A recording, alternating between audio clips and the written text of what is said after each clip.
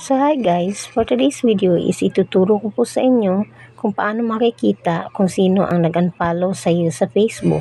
Pero bago yan, pasok intro.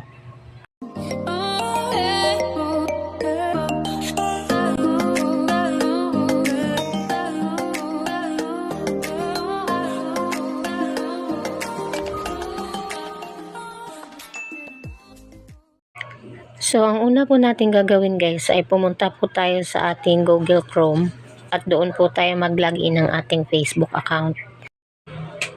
And then dito po sa itaas sa my search area, i-type nyo po dito ang facebook.com.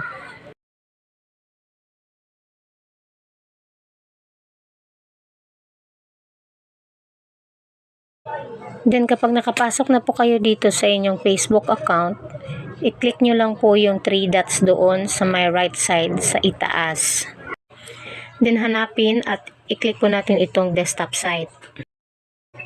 And then pindutin lang po natin yung ating picture para mapunta po tayo sa ating profile account. And then scroll down tayo at hanapin lang po natin yung ating friends list. And then i-click po natin itong ating followers.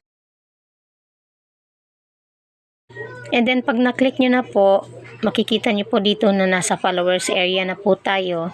At makikita na po natin yung mga taong naka-follow sa atin. Lalo na po kapag naka-follow to follow po kayo, makikita nyo po yung mga pinollow nyo kung naka-follow back pa rin po sa inyo o hindi na.